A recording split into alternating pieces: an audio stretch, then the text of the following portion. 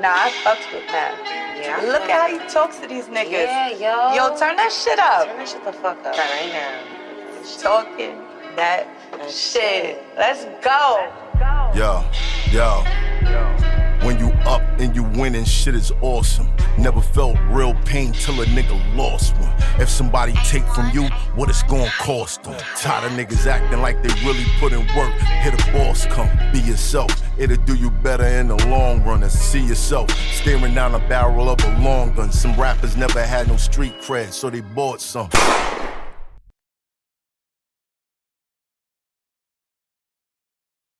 What is next for Monique? What is not just for Monique, what is next for my friend? How do I want to see you? Do I want to see you just people like, you're bitter and everything? And you can have the argument, but people said that I was right. You won, but what's next? Dave Chappelle, similar situation.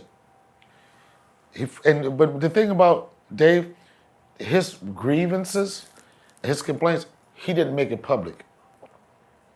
You never heard him bitching about the industry or anything. He was calculated on how he was going to get them. He was calculated how he was going to get his money. He was calculated how he was going to get his respect.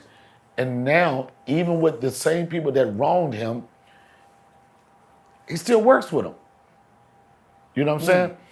Not continue to work with them, still work with them. Those same people that have those same ideas, whatever, at Netflix, whatever, they still there, but he figured out like this, I can do this way, I can still do it.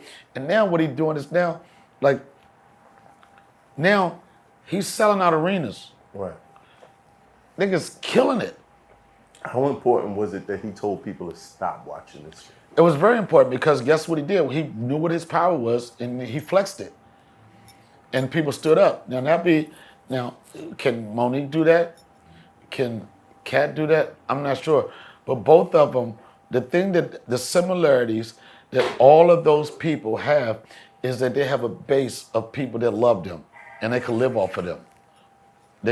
And what you want to do, you know? And again, me coming up, me and Monique about the same generation, about the same time. And I know how funny she is. I know how much of talent she is. I know how that she could be a preacher. She has people riding with them. But what you gonna do with them now? If you just content with them coming to your shows, that's one thing. But what do you want them to do? You want to pay a ticket to you? You want them to pay a ticket to see you do a movie? What do you want to do with them now? We've heard it. Everybody's heard it. What is next? And what do you want people to remember you by? How did you and Dave Chappelle connect? Well, me and Dave connected when we was both of us DC comics. And then one thing about being from the DC area, the first sign of making it or really taking your career serious is if you leave. Like you have so many people that's local heroes that will stay there. Dave is younger than me, but he's older than me in comedy. And I was a young comic, and he was a young, older comic compared to me. And whenever comics leave, they come back for the holidays, whatever. They go to their home comedy club, and they would ask, "Who's popping?" Like, who's popping? And David shared this story on platforms. He said he would come home, and he would ask this one club owner, it was like, "Who's popping here?" And they would always name the normal people that's already been, but it was like, but this one young dude named Donnell Rawlings, he is a beast. And Dave being a competitive person, he would be like, "Man, fuck that nigga." Right? And me being a young gun coming up, I would be like, "Yo, who was popping and left?"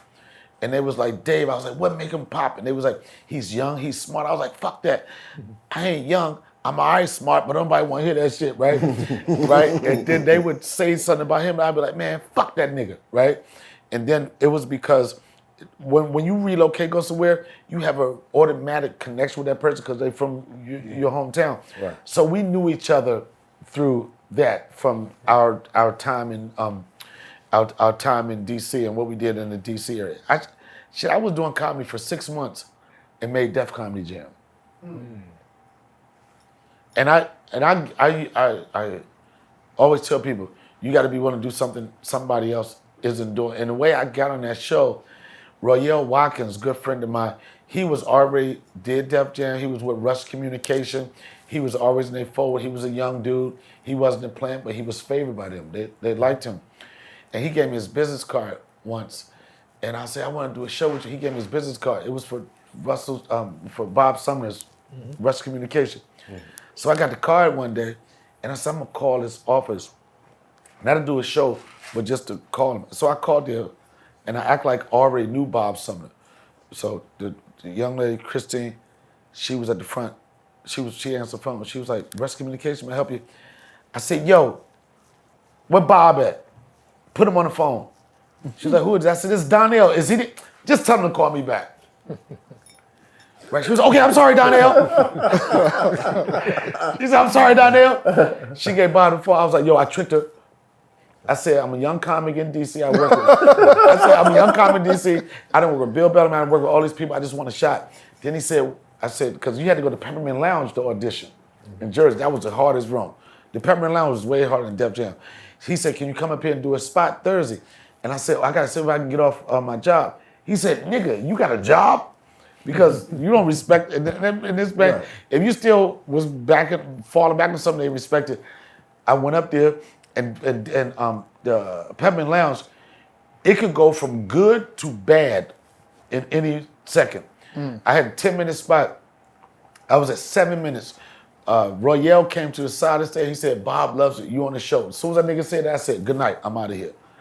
And that was the first thing that was at 6 months. So, yeah. Were you doing the Air Force before comedy? Yeah. I was a, Was that the fallback? No, that was what I was a police in the Air Force side. You was You a cop? MP? I was a police ass nigga. Word? Yeah. Air Force? Just telling on niggas? I was the worst cop. I worked the front gate. Yo, I will say this. When I worked the front gate, cocaine sales went up 80%. nigga, I was letting everybody do it, son. I ain't checked no ID for nothing. Yeah, they said, aim higher. I was like, you get to go in, you get to go. I used to just wave at them niggas. They was bringing keys on that face, son. They was bringing keys on that face. I was like, nigga, hit me off next week. I was like, hit me off. I was the worst cop. I didn't make no arrests. 4 years, I made one arrest. I didn't even make no arrests. I just pulled a chick over because she had some big titties. I was like, you gotta go over to the front desk. I was the worst. I know this is horrible and I'm not in the military anymore, but I was a police ass nigga trying to be a crack dealer on the low.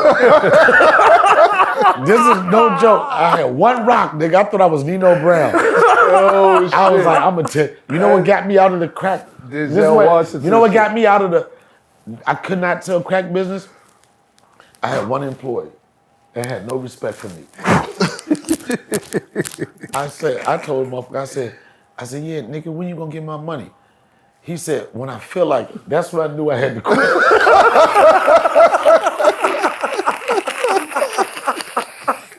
If a motherfucker tell you he gonna pay you when he feel like it, yeah, that ain't it. you ain't built for that. Like, Yeah, and I had a fact. gun holster on the side, so it wasn't for me. Yep, that was When it. I It was feel that. like It was that. I was waiting to be a DC police officer. I did all the shit. I was waiting to be a DC police officer. And I used to be head of security at this grocery store, Safeway. And the dude that used to work for Hostess Cupcakes or whatever, he worked for Hostess in the daytime. And he did comedy night. He used to give us free tickets to the comedy show. Right. And I used to go to the comedy show. I started heckling people. And people started coming to see me heckle. They was like, yo, is that asshole nigga gonna be here today? They used to come to see me. And I was so cocky with it because I know people started coming to see me heckle. Yeah. I went to the owner. I was like, look, I've increased your business by 30%. I tried to get a door deal and never been on stage. Never been on stage. And he was like, if you don't get the fuck out of my face. And they challenged me to go on stage. First time I went on stage, I got a standing note, and it was over after that. I never looked back. I never gave myself no other options. All right, do you live by the saying Plan B is disrespectful to Plan A? I don't give a Plan B. It's all around. Look around you, man. You can find inspiration. You can find discouragement. It all depends on you. Perception is everything. Some people just hear another song. Some people hear the greatest. A nigga used to have no chill. Nowadays I bump side A. Traffic going bumper to bumper, stuck on the highway.